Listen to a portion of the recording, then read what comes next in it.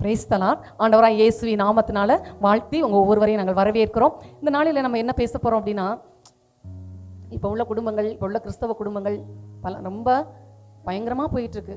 அதை குறித்து இந்த நாளில் ஆண்டவர் உங்கள்கிட்ட பேச சொல்கிறார், ஒரு வார்த்தையை கொடுக்குறார். அதை பற்றி பேசலாமா? 1 கொரிந்தியர் 13ஆம் அதிகாரம் 13வது வசனம். இப்பொழுது விசுவாசம், நம்பிக்கை, அன்பு இம்மூன்றும் நிலைத்திருக்கிறது, இவைகளில் அன்பே பெரியது. ஹல்லேலூயா. ஆண்டவர் சொல்லிட்டார், அன்பு தான் பெரியது. கிறிஸ்தவ குடும்பங்கள் இது இருக்குதா? நோ. இப்போ எந்த ஒரு குடும்பத்திலும் இந்த இதுதான் இல்லை. உண்மையாக மனைவியை நேசிக்கிற கணவர்மார் ரேர், அதாவது 100க்கு 10% தான் என்ன செய்கிறாங்க, அன்புள்ளவங்களாம் இருக்காங்க. மற்றபடி நிறைய கணவர்மார் என்ன செய்கிறாங்க, வேலை பார்க்குற இடத்துல போய் சக மனிதர்களோடு எல்லா அன்பையும், நண்பர்களோட, அப்புறம் வேலை செய்கிற இடத்துல எல்லா இடத்துலையும் நல்ல ஜாலியாக சிரிக்கிறாங்க, சந்தோஷமாக இருக்கிறாங்க. தன்னுடைய சொந்த மனைவியை நேசிக்கிறதே கிடையாது. அதே மாதிரி மனைவியை எடுத்துக்கிட்டால் தன்னுடைய உடன்பிறப்புகள், தன்னை சார்ந்த தாய் தகப்பன், தன்னை சார்ந்த எல்லார்கிட்டையும் ரொம்ப அன்பாக கேரிங்காக இருப்பாங்க. கணவன் மேலே அவ்வளோ ஒரு அன்பு செலுத்துறத இப்போ காலகட்டங்கள் இல்லை. முன்னாடி காலகட்டங்கள் வேறு மாதிரி இருந்துச்சு. ஒரு 30 வருஷத்துக்கு முன்னாடியெல்லாம் கணவனே கண்கண்ட தெய்வமாக இருந்த உலகம்தான். இப்போ தலைகீழாக டோட்டலாக மாறிடுச்சு. இப்போ எல்லாம் எல்லாம் பேரை சொல்லி எல்லாம் டேன்னு தான் கூப்பிட்றாங்க. அந்த மாதிரி உலகத்தை பார்க்கும்பொழுது நமக்கு எது கரெக்டுன்னு நமக்கே தெரியாத அளவு போயிடுச்சு உலகம். எது நாகரிகம்? அவங்க சொல்கிறாங்க, பேரை சொல்லி அடேன்னு சொல்கிறது தான் நாகரிகம், இப்போ உள்ள ட்ரெண்டு அப்படிங்கிறாங்க. அருமையான தேவ பிள்ளைகளே, இல்லை, அன்புக்கு பொறாமை இல்லை, அன்பு தான் பெருசு. ஒரு மனிதனுக்குள் அன்பு இருந்தால் ஒருவர் என்ன செய்வாங்க, நேசிப்பாங்க. இந்த வேதத்தை ஆண்டவர் என்ன சொல்லியிருக்கிறார், நம்ம கற்றுக் கொடுத்துருக்கிறார். உன்னிடத்தில் நீ அன்பு கூறுவல்ல, பின்னிடத்தில் அன்பு கூறு. உன் முழு இருதயத்தோடு, முழு ஆத்மாவோடு, முழு பலத்தோடு நீ என்ன செய்ய, என்னிடத்தில் அன்பு கூறு. அவரிடத்தில் அன்பு கூர்ந்துட்டா உலகத்தில் என்னங்க வேணும்? அவரிடத்தில் அன்பு கூர்ந்தவங்க தங்களுக்கென்று ஒரு வாழ்க்கையை நிர்ணயிக்கவே மாட்டாங்க. கிறிஸ்தவக்காரங்க பார்த்தீங்கன்னா சர்ச்சில் போய் அவ்வளோ காணிக்க, ஒவ்வொரு தூண் நான் தான் கட்டினேன், இதை நான் கற்றுக் கொடுத்தேன், நான் தான் டொனேட் பண்ணேன், எல்லா பெருமையும் அவங்களுக்கு இருக்கும். நல்ல பதவி இருக்கும், நல்ல பணம் இருக்கும், நல்ல அந்தஸ்து இருக்கும். ஆனால் அவங்க போய் தேர்ந்த ஒரு மருமகள் அப்படிங்கிறவங்களை பார்க்கும்பொழுது பார்த்தீங்கன்னா, மருமகளை, அன்பான மாமியார்கள் நிறைய இருப்பீங்க, பார்ப்பீங்கன்னு நான் நினைக்கிறேன். மாமியாராக நீங்கள் இருக்கலாம். ஒருவேளை மகளை கல்யாணம் கட்டி கொடுத்தனால மருமகனை நீங்கள் உங்கள் வீட்டுக்கு வந்திருக்கனால மாமியாராக இருக்கலாம். மகனுக்கு கல்யாணம் கட்டி வந்திருக்கலாம். மருமகள் வந்ததுனால நீங்கள் மாமியாராக இருக்கலாம், மாமனாராக இருக்கலாம். உங்களுக்கு நான் சொல்லுகிற புத்தி என்னவென்றால், அன்பு இருந்துச்சுன்னா, கர்த்தருடைய அன்பு இருந்துச்சுன்னா உண்மையாகவே உங்கள் பிள்ளைகளை போல் நீங்கள் நேசிப்பீங்க. இப்போ கிறிஸ்தவ குடும்பத்தில் பார்த்தீங்கன்னா, மகளை ஒரு இடத்துக்கு திருமணம் முடிச்சு கொடுத்துருவாங்க. அந்த மகளுக்கு ஆண்டவர் சொல்கிறது, உன் எண்ணத்தையும் ஜனத்தையும், ஆண்டவர் மகனுக்கு சொல்கிறது, உன் தாயும் தகப்பனையும் விடுன்றுவார். தாய் தகப்பனே விட சொல்லிட்டா மற்ற எல்லாத்தையும் விட்டு தான் ஆகணும். அதுதான் வேத சட்டம் சொல்லுறது. அதை நான் எங்களால் விடவே முடியாதுன்னு சொல்லவங்க பிடிச்சிட்டு இருப்பாங்க. அப்போ வேதத்துக்கு புறம்பாய் நீங்கள் நடக்கிறீங்கன்னு அர்த்தம். உங்களுக்குள்ள பூரண அன்பு இருந்தால், உண்மையாக ஆண்டவரை நேசித்தீங்கன்னா, தாயின் தகப்பனை விடுன்னு சொல்லி மகனுக்கு ஆண்டவர் கட்டளை கொடுத்துருக்கிறார். குழந்தையை வளர்க்கும் போதே ஆண் பிள்ளையை பெற்ற தாய்மார்கள் உங்களுக்கு கொடுக்கப்பட்டிருக்கிற உறவு ஆண்டவருக்கு அடுத்து உங்கள் கணவர் தான் உங்களுக்கு உண்மையான உறவு. அந்த கணவர் மூலம் தான் உங்களுக்கு பிள்ளையை ஆண்டவர் கொடுத்துருப்பார். அந்த பிள்ளை கர்த்தர் உங்களுக்கு சொந்தம் கிடையவே கிடையாது. ஆண் பிள்ளையை பெற்ற தாய்மார்கள், நீங்கள் கவனிங்க, கர்த்தரிடத்தில் நீங்கள் அன்பு கூர்ந்தீங்கன்னா ஆண்டுடைய வார்த்தையின்படி பிள்ளைங்களை வளர்ப்பீங்க. பிள்ளைங்களுக்கு என்ன செய்வீங்க, இந்த போதனைகளை, இந்த கற்பனைகளை, என் லேமுவேலே, என் பொருத்தனைகளின் புத்திரனே என்று சொல்லி தேவ வார்த்தைகளை கற்றுக் கொடுத்து பிள்ளைகளை வளர்க்கும் பொழுது, பிள்ளையாண்டான் என்ன செய்வான், வளர்ந்து வரும் பொழுது அவன் தனக்கு ஒரு லைஃப் பார்ட்னரை தேர்ந்தெடுக்கும் பொழுது கர்த்தருடைய சித்தத்தின்படி அவன் தேர்ந்தெடுப்பான். அருமையான தெய்வ பிள்ளைகளே, அதில் உங்கள் சித்தத்தை, உங்கள் விருப்பத்தை நீங்கள் போய் என்ன செய்யக்கூடாது, பெற்றோர் குறுக்கிடக்கூடாது. அல்லேலூயா. திருமணம் ஒருவேளை உங்கள் பிள்ளைங்களுக்கு முடித்திருந்தீங்கன்னா, நீங்கள் என்ன பண்ணுறீங்க, திருமணம் முடித்திருந்தீங்கன்னா உங்கள் மருமகளுடைய பேர பிள்ளைங்களுடைய குடும்பத்துக்குள்ள, அவங்க ஒரு மகன் திருமணம் முடிந்துட்டான், அவன் புருஷனாக இருக்கிறான், அவனுடைய குடும்பத்துக்குள்ள நீங்கள் தலையாக போய் என்ன செய்யக்கூடாது, 3வது நபர் உள்ளே நுழையக்கூடாது. ஆண்டவர் என்ன சொல்கிறாரு, முப்புரி நூல் அறாது. ஒரு கணவன் மனைவி ஆண்டவரோடு இணைக்கப்படும் பொழுது அவங்க என்ன செய்கிறாங்க, முப்புரி நூலாய் மாறுகிறார்கள். அதற்குள்ள 4வது ஒரு மனிதனாக நம்ம என்ன செய்யக்கூடாது, தாய் தகப்பன் உள்ள நுழையவே கூடாது, என்றாகவே கூடாது. அவங்க ஏதாவது ஒரு பிஸ்னஸ் பண்ணுறாங்க, ஒரு ஐடியா கேட்டால் நீங்கள் சொல்லிக் கொடுங்க, அது வேண்டான்னு சொல்லலாம். அவங்க விரும்பி கேட்டால் நீங்கள் சொல்லுங்கள். இல்லைனா கர்த்தரிடத்தில் உங்கள் பிள்ளைகளுக்காக எப்போது என்ன செய்யுங்க, ஜெபம் பண்ணி கொண்டே இருங்க. காரியத்தை நடப்பிக்கிறவர் சரியாய் நடத்துவார். அதே மாதிரி மகளை திருமணம் முடித்து கொடுத்தவர்கள், மகளை தேவ சித்தத்தின்படி நீங்கள் கொடுத்துருக்கலாம், இல்லை சித்தம் இல்லாமல் கொடுத்துருக்கலாம். அந்த மகளுடைய குடும்பத்தில் இருக்கிற குழப்பத்தை மாற்ற பரலோகத்தின் தேவன் ஒருவரே. அவரை நீங்கள் உண்மையான அன்போடு நேசித்தீங்கன்னா மற்ற குடும்பத்தின் காரியத்தில் தலையிடக்கூடாது. மகளுக்கு ஆண்டவர் கொடுத்த வாக்கு என்னன்னு சொன்னால், உன்னுடைய தகப்பன் வீட்டை நீ மறந்து விடு தான். அப்போ நம்ம வீட்டை நம்ம பிள்ளை மறக்கணும் அப்படின்னு சொன்னால் மகளுக்கு சொல்லி வளர்க்கும் போதே நீ ஒரு குடும்ப தலைவியாய் மாறப்போகிற. அப்போ நீ எங்களை சார்ந்தே நீ நினைனா நீ ஒரு புதிய குடும்பத்தை, கர்த்தருக்கு பிரியமான ஒரு குடும்பத்தை உருவாக்க முடியாது. அதனால எங்களை நீ சார்ந்து நிற்காத, கர்த்தரை சார்ந்து நில்லு என்று சொல்லி நல்ல வேத வசனங்களை மகளுக்கு சொல்லி வளர்க்க வேண்டும். திருமணத்துக்கு பிறகு நம்ம என்ன செய்யணும், நிறைய வார்த்தைகளை சொல்லி கொடுத்து குடும்பத்தை கட்ட மகளுக்கு பழக்கிவிக்க வேண்டும். உங்கள் வீட்டுக்கு வந்த மருமகளை நீங்களும் ஒரு நாள் மருமகளாக இருந்திருப்பீங்க.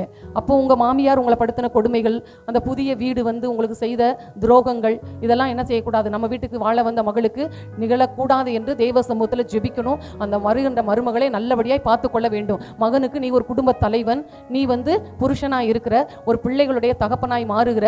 அதனால நீ என்ன செய்யணும், உன்னுடைய குடும்பத்தின் காரியத்துக்கு நீ தான் தலைவன், நீ தான் எல்லாத்தையும் பார்த்துக்கொள்ளணும்னு நல்ல ஆவிக்குரிய தாய் தகப்பனாய் ஆவிக்குரியவர்களாய் செயல்பட வேண்டும். உண்மையான அன்பு இருக்கிறவங்க இப்படி தான் நடத்துவாங்க. இந்த காலகட்டங்களாக பார்த்தா டிவோர்ஸ் அதிகமாக வர்றதுக்கு காரணமே நிறைய தாய்களால். அல்லேலூயா. அன்பான தாய்மார்களே, நீங்கள் வேதத்துக்கு புறம்பாக நடந்துடாதீங்க. நீங்கள் காணிக்கைகளை அள்ளி அள்ளி கொடுத்தாலும் கர்த்தர் உங்கள் காணிக்கையை அங்கீகரிக்க மாட்டார். உங்கள்கிட்ட பூரண அன்பு இருந்தால் மருமகளை நன்றாக நீங்கள் உண்மையாய் நேசிப்பீர்கள். மருமகனை நடத்த வேண்டிய வழிகளில் நடத்துவதற்கு மகளுக்கு நல்ல கீழ்ப்படிதல் உள்ளவைகளை கற்றுக் கொடுத்து நல்ல காரியங்களை மகளுக்கு கற்றுக் கொடுப்பீங்க. அப்போ இதை மட்டும் நம்ம சரியாக செஞ்சோன்னா மகள் குடும்பமும் நன்றாக இருக்கும், மகன் குடும்பமும் நன்றாக இருக்கும். உங்களை அழைத்த தேவன் உண்மையுள்ளவராக இருக்கிறார். உங்கள் கணவருக்கு வயது சென்றாலும் தேவன் உங்களை போஷித்து காப்பாற்றுவார். உங்கள் பிள்ளைகளுக்கு நல்ல கிரியைகளை கற்றுக் கொடுக்கும் பொழுது பிள்ளைகளும் உங்களை உண்மையாகவே அன்பாய் நேசிப்பார்கள். நீங்கள் இயேசுவை சார்ந்து கொள்ளுங்கள். அல்லேலூயா. இயேசுவை சார்ந்து கொள்ளும் பொழுது ஏசப்பா ஒருத்தரையும் கைவிடுகிறவர் அல்ல. அல்லேலூயா. அதனால நீங்க பூரண அன்புள்ளவங்க. வேத திட்டத்தின்படி, வேத பிரமாணத்தின்படி, வேத சட்டத்தின்படி பிள்ளைகளுக்கு கற்றுக் கொடுங்க. நீங்களும் அதன்படி வாழ பழகி கொள்ளுங்கள். யாரும் என்ன செய்யக்கூடாது, ஆளக்கூடாது. கர்த்தர் ஒருவரே எனது குடும்பத்தை ஆளுகிறவர் அவர் தான் இருக்கணும். நம்மை ஆளுகின்ற ஆளுநர் இயேசுதான். அதாவது மருமகள்னா உடனே போய் அவங்கள இஷ்டத்துக்கு போய் என்ன செய்யக்கூடாது, நீங்கள் ஆளுகை செய்ய யாருக்கும் எந்த ரைட்ஸுமே ஆண்டவர் கொடுக்கவில்லை. அருமையான தெய்வ பிள்ளைகளே, வேதத்துக்கு நீங்கள் என்னது கீழ்ப்படிந்து இருந்தீங்கன்னா, ஆண்டவர் மேல் அன்புள்ளவங்களாக இருந்தீங்கன்னா யாரையும் ஆளுகை செய்ய வேண்டும் என்ற எண்ணங்கள் இருக்கக்கூடாது. பொல்லாத பிசாசினுடைய கிரியைகள் உங்களுக்குள்ள வரக்கூடாது. திருடன் திருடுகிறதுக்கு திருட்டுத்தனமான கிரியைகளை நம்மளுடைய உள்ளத்துக்குள் ஏவி விடுவான். அவன் பொய்யேன், அவன் திருடேன், அவன் அசுத்தேன். அதனால ஒரு நாளும் நம்ம இந்த உலகத்தில் அவருடைய பிள்ளை என்ற பெரிய ஒரு அந்தஸ்தை நமக்கு கொடுத்திருக்கிறார். புத்திர சுவிகாரத்தின் ஆவியை நமக்கு கொடுத்திருக்கிறார். அவருக்கு பிள்ளைகளாக இருக்கிற நாம அவரை போலவே இருக்க வேண்டும். ஹல்லேலூயா. நம்முடைய ஆளுநர் அவர்தான். அவருக்கு கீழ்ப்படிந்து இருக்கும் பொழுது இந்த பைபிள் சொல்லி கொடுக்காத ஒன்றுமே இல்லை. பைபிளில் உலகத்தில் போய் நிறைய நியாயத்தை தேடி அலைவாங்க, நீதியை தேடி அலைவாங்க. நமக்கு நீதி செய்கிற நியாயாதிபதி நம்முடைய ஆண்டவராய் இயேசு கிறிஸ்து. இந்த வார்த்தையின்படி மட்டும் நடந்தால் போதும், உலகத்தில் உள்ள எல்லா நீதியும் நம்மளை தானே சேரும். பிறனுடைய பொருளை இச்சிக்கக்கூடாது, பிறனுடைய குடும்பத்துக்கு தவறானவங்களை சொல்லிக் கொடுக்கக்கூடாது, பிறவங்கள் குடும்பத்தை கெடுக்கக்கூடாது, மற்றவங்களுக்கு தவறானவைகளை செய்யக்கூடாது. நம்மளுடைய ஒவ்வொரு கணவரும் ஒருவன் தன் சொந்த சரீரத்தை பகை வேதம் சொல்லுகிறது.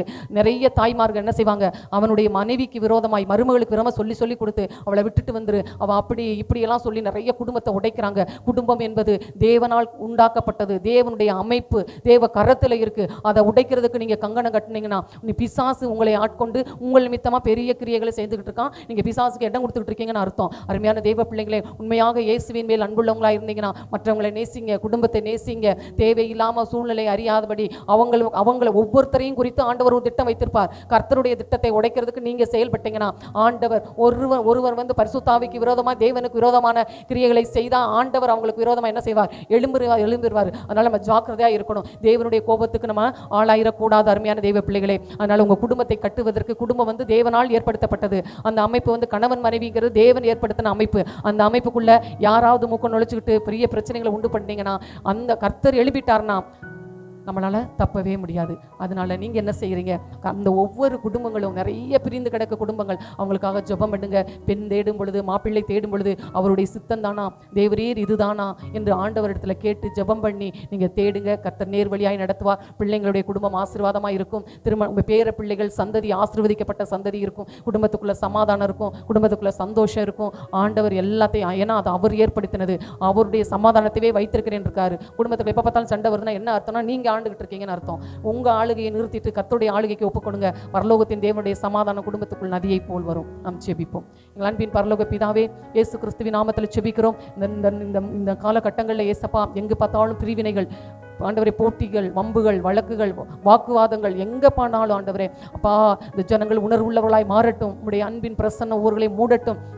பரலோக தகப்பனுடைய அன்பை ருசிக்கட்டும் ஆண்டவரே. உங்களுடைய அன்பு எல்லாருக்குள்ளே வெளிப்படட்டும். ஒவ்வொரு தலைவர்களும் தலைவிகளும் ஒவ்வொரு ஆண்டவரே பிள்ளைகளும் வாலிபர்களும் சிறு குழந்தைகள் பெரியவர்கள் முதியவர்கள் எல்லாரும் நீங்கள் நேசிக்கிறீங்க. உங்களுடைய அன்பு எல்லாருக்குள்ளே அளவிட முடியாமல் இருக்கட்டும் ஆண்டவரே. யாரும் யாரை ஆளுகை செய்யக்கூடாது. பரலோகத்தின் தேவன் ஆண்டவரே முதிர்ந்தவர்களையும் நடத்த நீங்கள் வல்லவராக இருக்கீங்க ஆண்டவரே. நீங்கள் ஒவ்வொருத்தரையும் நடத்துங்க ஆண்டவரே. ஒவ்வொரு குடும்பத்துக்குள்ளும் தெய்வீக மகிமை வெளிப்படட்டும். இயேசுவின் நாமத்தில் சமாதானம் வரட்டும். பிரிந்த குடும்பங்கள் ஆண்டவரை ஒட்ட வைக்கப்படட்டும். பிள்ளைகளை ஆசீர்வதிங்க. தாய் தகப்பனற்ற அனாதையாக இருக்கிறவங்களை ஆசீர்வதிங்க. விதவைகள் ஆண்டவரை முதியவர்கள் எல்லாரையும் ஆசீர்வதிங்க. திக்கற்றவர்களை ஆசீர்வதிங்க. உடைய தெய்வீக கரம் எல்லாரையும் ஆசீர்வதித்து உயர்த்தும்படி ஆண்டவரே கணவன் மனைவிக்குள்ள சமாதானத்தின் உடன்படிக்கையை வைங்க ஆண்டவரே. ஒருவருக்கொருவர் புரிந்து கொள்ளட்டும். பரலோகத்தின் தேவ சித்தம் நிறைவேறும்படி இயேசு கிறிஸ்து நாமத்தில் ஒப்புக் கொடுத்து ஜெபிக்கிறோம் நல்ல பிதாவே, ஆமென்.